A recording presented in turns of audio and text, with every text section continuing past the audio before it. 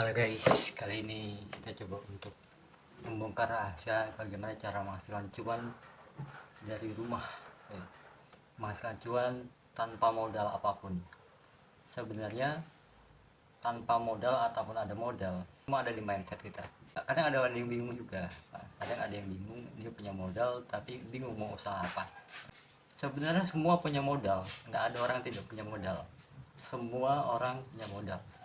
Satu contoh, pada waktu itu kita berpikir bahwa kita udah gak kerja sama orang, artinya mantan kuli korporat.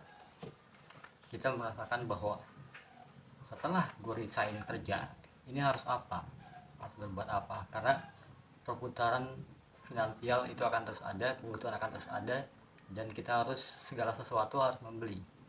Mau makan kita harus membeli, mau minum kita harus membeli, mau nyicil motor, mau nyicil motor harus beli juga. Mau nggak mau harus ada duitnya, harus ada cuannya. Mau beli mobil ada cuannya, mau beli rumah ada cuannya, bahkan menikah pun ada cuannya gitu. Nah, kita berpikir bahwa ketika kita udah tidak bekerja sama orang atau kita bisa resign itu, lalu apa yang harus kita kerjakan gitu. Dan mengapa kita harus keluar dari zona nyaman, itu selalu berperang dalam pikiran kita. Dan akhirnya mau tidak mau kita harus mengambil risiko bahwa ini adalah jalan terbaik. Kalau menurut Allah ini jalan terbaik, ya semoga Allah ridho akan itu. Artinya jangan semena-mena resign terlebih dahulu. Artinya ketika teman-teman yang mau berwira swasta atau menjadi seorang entrepreneur, itu harus punya ilmunya dulu, harus punya ilmunya. Jangan semena-mena langsung dagang. Kadang-kadang orang berpikir bahwa pengen langsung dagang online atau pengen sukses gitu ya, itu buru-buru secara instan. Sebenarnya proses seorang sukses itu tidak dimulai dari sesuatu instan atau tidaknya gitu, tapi bagaimana dia prosesnya itu luar biasa. Seperti gue itu berprosesnya itu sangat lama, bahkan bisa dibilang berprosesnya itu dimulai dari resign tahun 2007-2008. Artinya itu sudah lebih dari kurang lebih 14 tahun yang lalu gue resign kerja gitu. Gue resign kerja udah 14 tahun yang lalu. Lalu apa yang harus gue perbuat? Harus apa yang berbuat ketika gue resign? Mau tidak mau kita harus punya mindset, harus punya ilmu sebelum kita berdagang.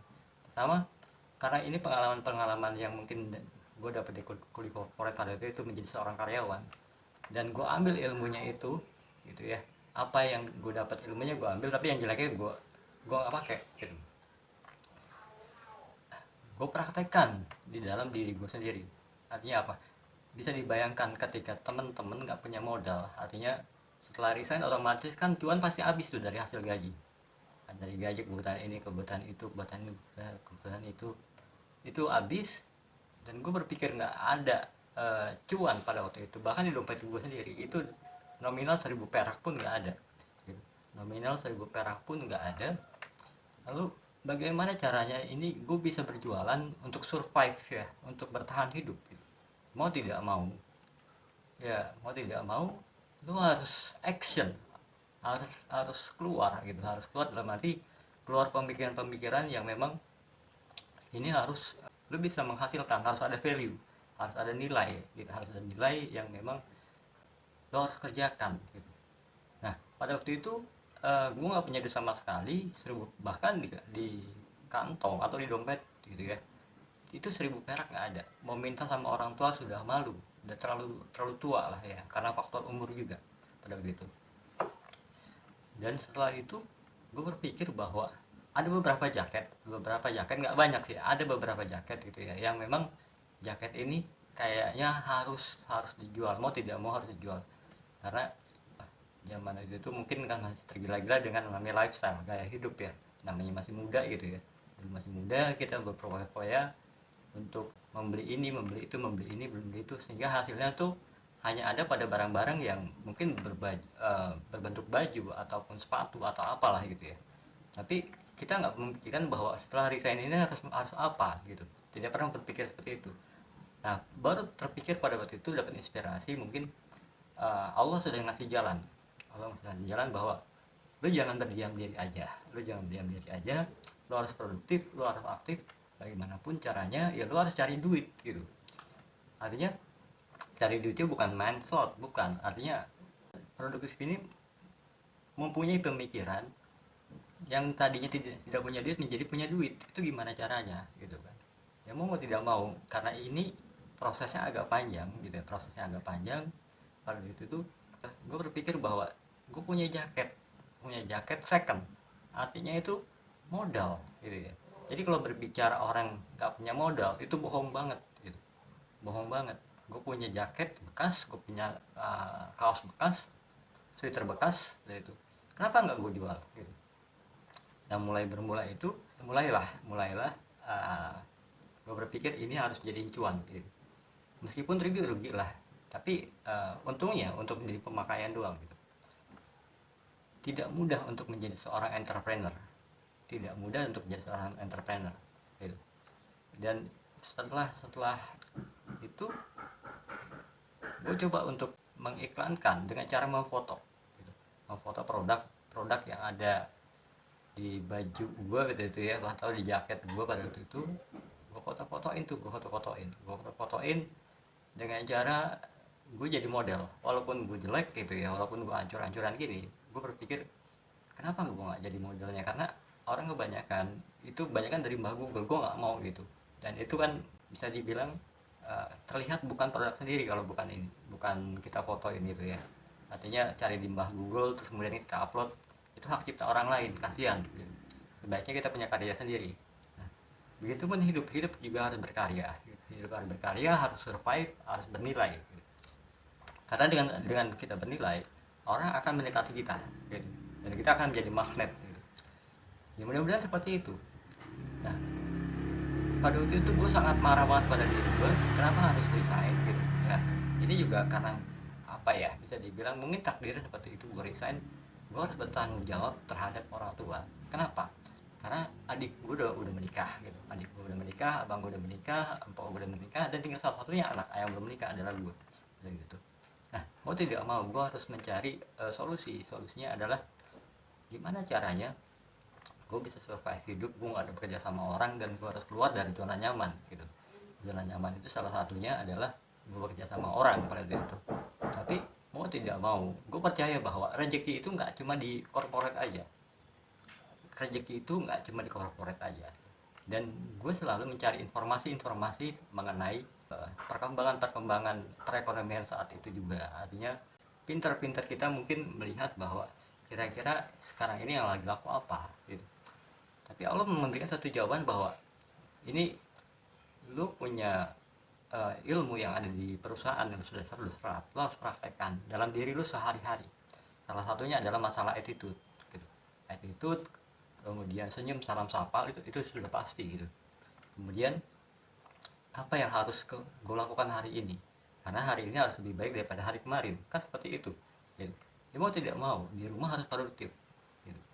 Produktif ngapain gitu ya, caranya apa gitu, bisa menghasilkan uang dari rumah gitu. Kenapa harus bilang uang mulu gitu, karena apapun di dunia ini nggak terlepas dari uang. Bahkan orang mati aja nanti, ketika kita mati itu mengeluarkan uang gitu. Jangan sampai hidup kita ini satu hal yang mungkin nauzubillah min dzalik, kita berharap bahwa hidup kita ini jangan sampai merepotkan orang lain gitu. Tapi membantu orang lain ya gitu.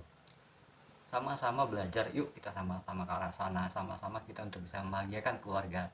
Mungkin banyak pejuang-pejuang juga, pejuang-pejuang rupiah gitu ya, untuk bekerja itu luar biasa gitu.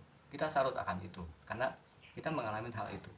Tapi ada masanya ketika teman-teman sudah waktunya atau usianya sudah mulai menua, tidak akan selamanya kita akan dipakai sama perusahaan. Suatu saat kita pasti bisa ditendang gitu. Nah untuk itu gimana solusinya? Ya kita harus belajar untuk menjadi seorang wira swasta, untuk menjadi seorang entrepreneur, harus bisa menjadi seorang yang mungkin nanti bisa terus berkembang dalam hal pemikiran ataupun masalah finansial gitu. Nah oke, gimana caranya untuk bisa produktif dan bisa menghasilkan cuan? Yang tadi gue ceritain, kembali lagi ke masalah jaket itu gue coba untuk posting, gue coba untuk menjadi seorang model, walaupun gue hancur, gue tetap bukannya pede lah, artinya gue dari itu gue punya orang yang bisa untuk dipakaikan jaket, mau nggak mau gue harus survive, gue harus belajar, gue harus menjadi seorang model. Dan dari situ apa namanya, gue fotoin sendiri, gue uploadin sendiri, edit sendiri, kemudian gue buat konten sendiri, gue buat videoin sendiri, hingga gue masukkan ke media sosial.